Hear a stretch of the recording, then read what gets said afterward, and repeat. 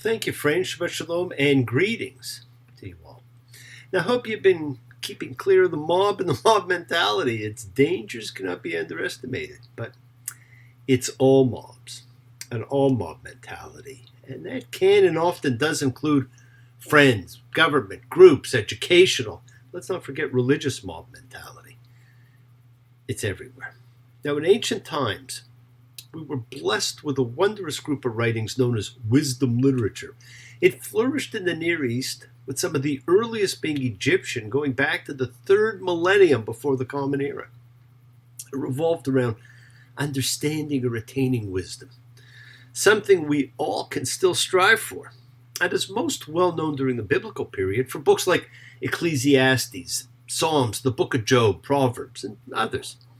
And one of the great early biblical writers was someone by the name of Ben Sirach, who wrote about a group known as Chacham, which meant wise ones, who were the original instructors of law and ritual, and from them came masters to learn from, which is actually where the word rabbi comes from. Rav, great one, master, teacher. But by the time of the Gospels, things had changed a little. Most demonstrated by Matthew 23, known as the warning against hypocrisy. A group of rabbis were so full of themselves.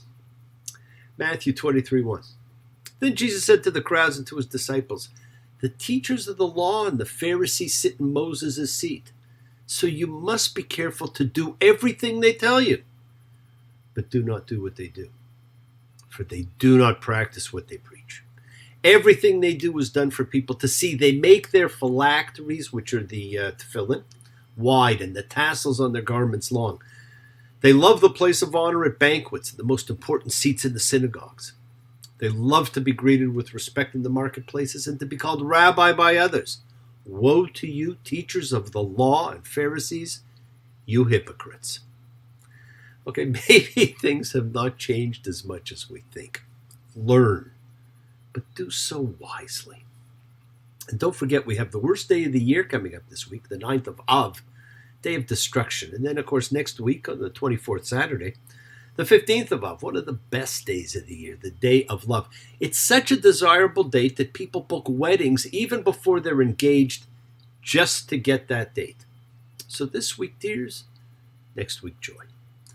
Now, we're camped on the banks of the Jordan River, about to read the last of the 5 books of Moses. The last book of the Torah, which is only one of the 3 parts of the Old Testament, the original Bible.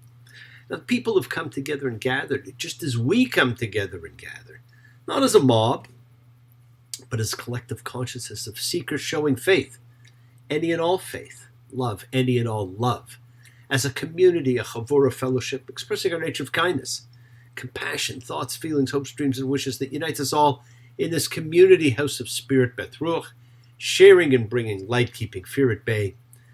Even though together we are individual in our approach, each connecting in his or her own physical way or mental way or spiritual way, once again, please do go ahead and invite everybody you know, some physically, some digitally, some psychically, some emotionally or spiritually, to gather and share.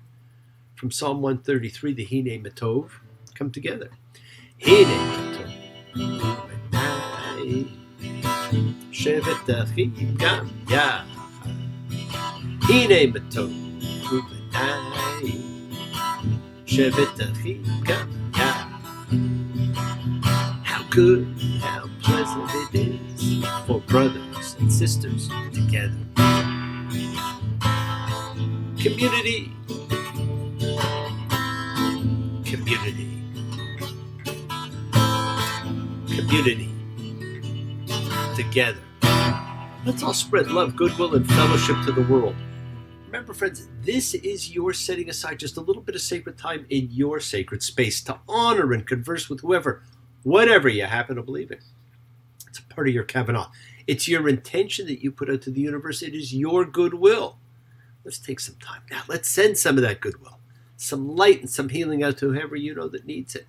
Healing and renewal for everybody. Floats through space, finding those in need, so send it out. For those you know and for the souls and spirits of everybody you love, so think of whoever that needs healing and renewal and love or just plain goodwill. Who doesn't need it? Focus on them. Call their names. It's not just for people. It's for our pets, for the earth. It is the healing of the world, the companions of our life, the tikkun olam. That's part of our spiritual genetic makeup, the healing of the world. And we have to help heal the world, my friends. Remember, it's not a job for us to complete. It's just an ongoing task we deal with in this lifetime, in every lifetime. Always has been, always will be. But we each must do our own part. Wisdom says we must do what we can. Part of that healing of the world is what we send thoughts and energy for health and renewal and goodwill for everybody.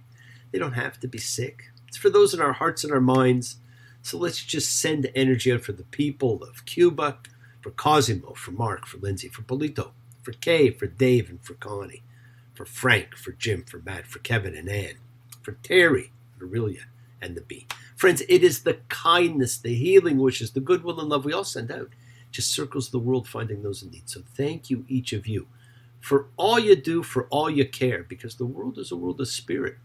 And spirit, my friends, never dies. Me, Shabbat, Avotenu, Bakor HaBracha,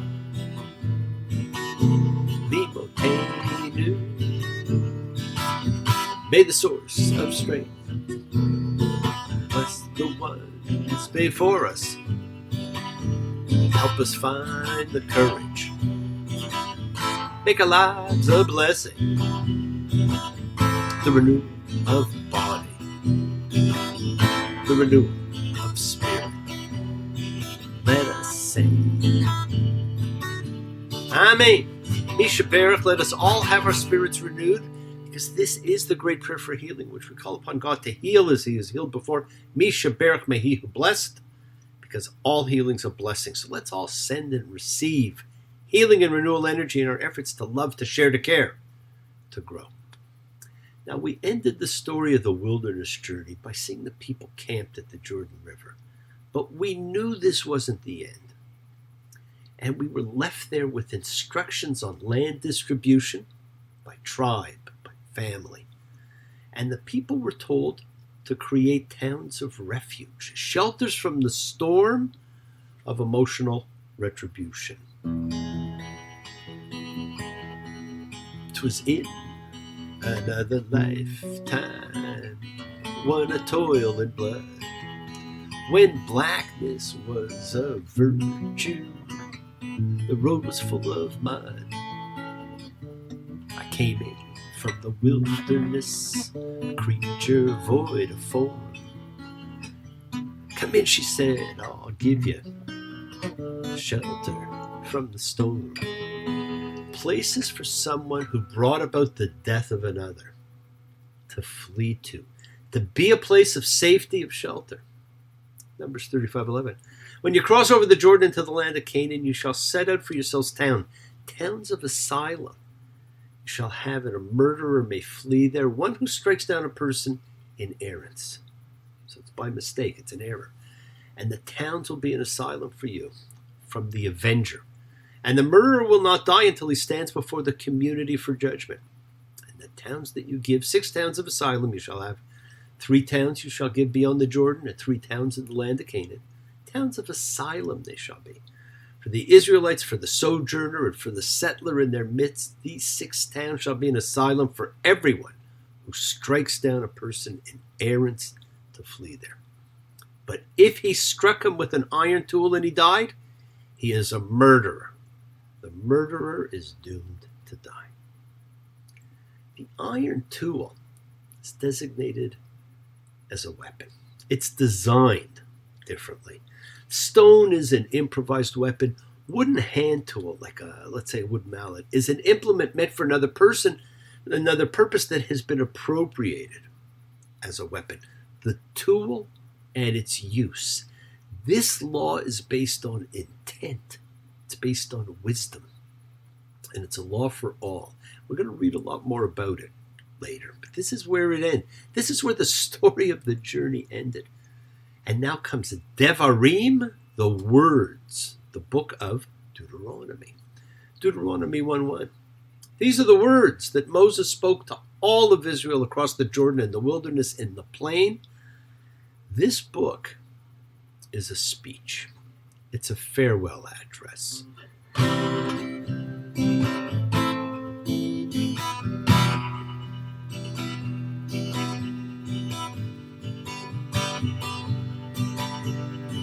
Words are flowing out like endless rain into a paper cup. They slither while they pass, they slip away across the universe.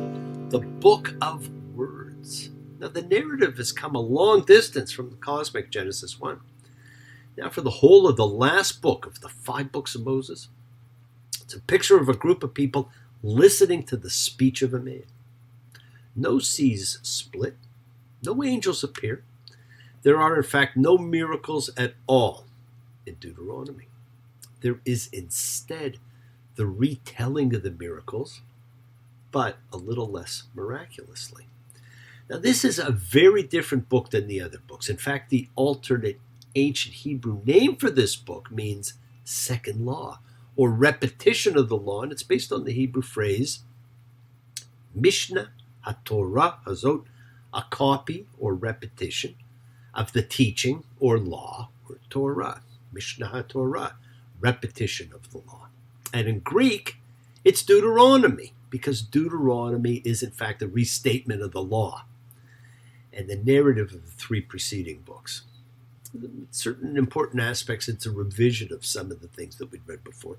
So the Greek title is perfectly apt.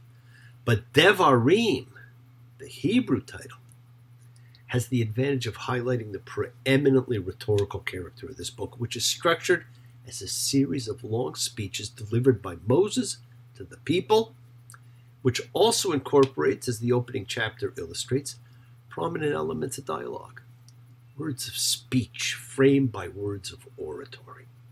More than any other biblical text, it is a book of words, as the Hebrew title suggests. And there are tools that Moses uses in his speech to exhort and connect with the people. Now, we do not get to know too many people in the Bible. We see snippets of them at best, but we get to know Moses in a different way. He is a mirror held up for each of us to see ourselves and our potential. More than any other human in the Bible, Moses grows and changes in the course of his life. He shows us one can change professions, change values, change lifestyle, change character.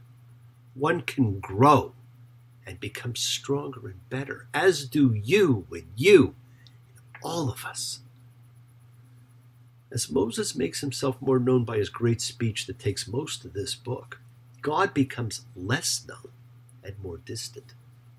Developing from a man of action to a man of words, Moses imitates God. The Tanakh depicts God as becoming more and more hidden over the course of history. The first books of the Bible, God appears to humans, is seen and heard at Sinai, makes his presence known through miracles, angels, the column of cloud and fire. But these visible signs of divine action in history disappear from the story one by one. By the last books of the Tanakh, there are no angels. There are no miracles. The words the Lord appeared to and the Lord spoke to do not occur to anyone anymore. Deuteronomy 1:3. It was in the 40th year, the 11th month, on the first of the month, Moses spoke to the children of Israel of everything that the Lord commanded him to them. Now remember, this 40-year journey need only have taken 11 days. And the people Moses is talking to were not the ones at the Epiphany. And he begins with a recap of adventures. And it's more surprising by what is not there than by what is. And as we read this book, you're going to notice the words that he uses. He's now talking to a generation who only knows the wilderness journey. The people from Egypt are gone. They're all dead. History changes when there are only stories and no witnesses. All things exist, my friends, in a state of balance. Up, down, high, low, in, out, above, below. And in the polarity of opposites, there is a balancing point. There is a center. Our subconscious is continually making adjustments in our psyche to help us balance, to find that center. So we contain within us our own world of opposites, introvert, extrovert, lone wolf, social creature, Puritan, hedonist, believer, skeptic. They're all within us. We are never one of these. We are all of these, which is why the great sages of spiritual history teach we should find that middle way. The wilderness journey was our balancing point. Emotionally, the wilderness is a place to be remembered with fear and trembling, a place that tried the soul of the nation. All that great and fearful wilderness, Kol HaMidbar HaGadol Wehanora HaHu.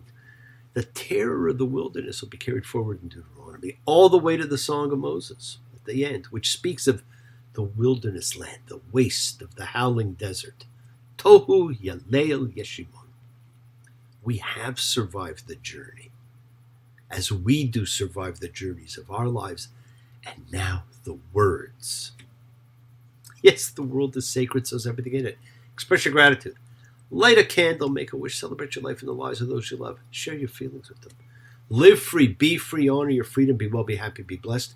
Share and honor the light and all who live in the light and continue to shine. Continue to send everybody you know goodwill and love. Pray for peace and freedom for everyone. And end to terror and hatred. Remember, friends, we are a community.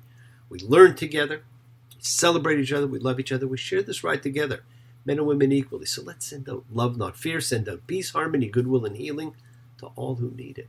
And please do learn to forgive and learn to love, including yourselves. Open your hearts, honor the relationships of your life. Tell those you love that you love them. Take advantage of the time you have and enjoy that journey, because we take the twists and turns and the patterns that weave through the fabric of our lives in our efforts to grow, to learn, to be, to love. So please do love. Now, bless you all. Have a fantastic week. A week of love and light. A week of peace, a week of miracles. Examine your intention. Use them to imprint your will on the universe, because we set in motion all that happens in our lives. Our intention, our Kavana, our cause, our effect, everything is linked, just like those laws of sanctuary. As I've said, you always have time to forgive and be forgiven. You have the knowledge of what's good and bad, so acknowledge what you've done wrong to yourself, to God, and to any person you've wronged. Ask forgiveness, but do so with sincerity, with accountability and vulnerability. Forgive those who hurt you as you learn to be forgiving and compassionate, because the secret of forgiveness, compassion, and peace, my friends, is in acceptance. Can you accept yourself, other people in the world just as they are? Can you accept life as it is without trying to control it? If you do, you can experience the peace that acceptance brings. So do not stop your journey. Do not stop moving towards your promised land. Keep on dreaming, keep on being, keep sharing, keep shining, keep teaching. Keep spreading joy and goodwill. Do not follow fear, follow love. It's always in front of you. And remember to have faith and unwavering adherence to principle. Just as I have faith in the principle of love in all of you, act with purity of heart and mind.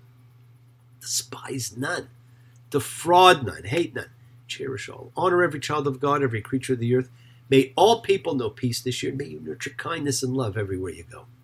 Work to be present in the body. Expand your heart, quiet your mind, because the deepest source of real power lies in your consciousness and your ability to be mindful, to be aware, to be present in all of life's circumstances. To make the most of your time in this life. Continue to touch and transform lives around you, because you're never alone. You're forever blessed, and you have the ability to bring blessings to everybody you meet. Health, love, and renewal to everybody you come across, because we're all energy, and energy cannot be destroyed. It can only be transformed. Your words are your power to transform, to love, to bless. So be generous.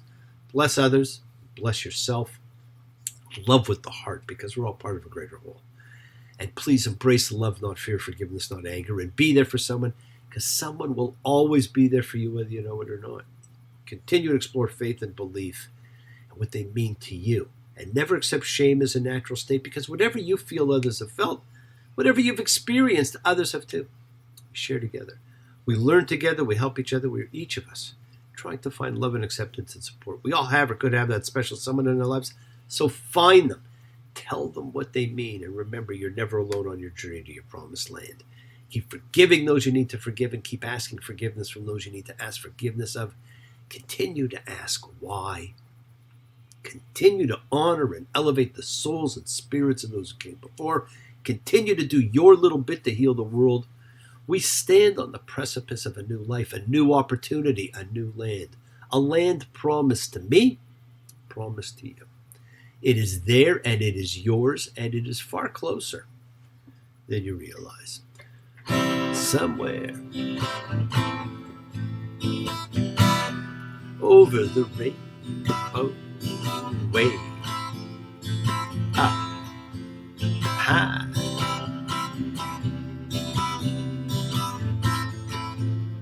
there's a land that I heard of once in a lullaby.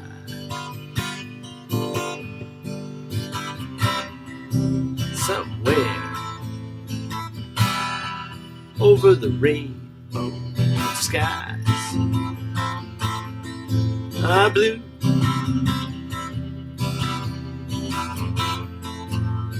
and the dreams that you dare to dream really do come true.